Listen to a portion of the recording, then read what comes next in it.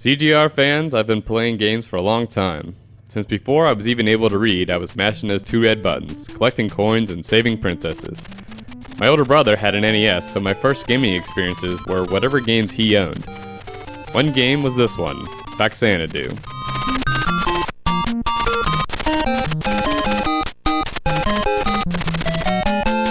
Released in 1988 and developed by Hudson Soft, FAXANADU, or however you prefer to pronounce it, is a side-scrolling action role-playing platform adventure game in the fashion of Zelda 2. FAXANADU gets its name from a combination of Famicom and Xanadu. Xanadu being the main series of a game this one is based on. You play as an unnamed hero, returning to the land of Aeolus, only to find out that while you were gone doing whatever it is you were doing, not fighting monsters, that's for sure, because you're pretty weak to start off with no equipment. Anyway, your hometown is nearly desolate and infested with dwarves, although they don't look like any dwarf that I've ever seen. So you go to the king, get some cash, buy a dagger, and start your new career as an adventurer to vanquish the evil one.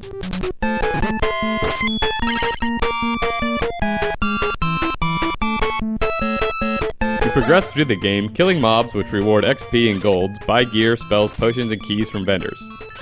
Now this isn't your typical RPG leveling system you're used to.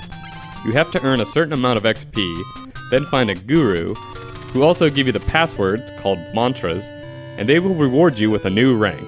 Make sure you do this as quickly as you can, because when you die, you return back to the guru, going back down to the minimum XP for your rank, with a set amount of golds, which also is determined by your rank, along with whatever items you attained before you died. This is also the case when using a mantra to continue your game. This can be used to your advantage in some cases, but mostly I found this to be a pretty unforgiving, difficult edge to the game. To really progress, I found myself grinding outside of town for XP and golds to get the next item I needed, running back to the guru to get a new mantra every time, so that all the work wouldn't go to waste if I died. Which will happen quite a bit until you really get into a rhythm with your sword-swinging hero and learn the enemy movement patterns. Like I said, the baddies in this game are dwarves, but they're the creepiest looking dwarves I've ever seen. I guess the monsters were based off of different cultures' mythologies, like Norse and Japanese legends. I don't know, they look like spacemen and mushroom-headed creeps to me. The controls were pretty responsive. Moving, jumping, and attacking are pretty fluid, but it does suffer from some common old-school gaming flaws. Jumping mechanics are reminiscent of 8-bit Castlevania, as well as that annoying knockback from getting hit. Luckily, there aren't any pits that will kill you in this game, but you might get knocked back into an area that will take you a while to climb back up. Ladders in the game also gave me a bit of trouble. I kept sliding off of them, and you can't attack while you're on them either, so enemies will jump you anytime you try to get off of one.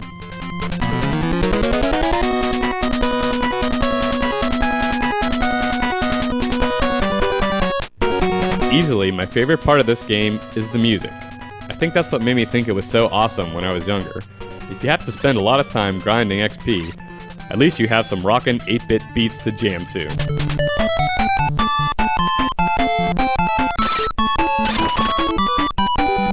FAXANADU is a great, underrated classic game in my opinion.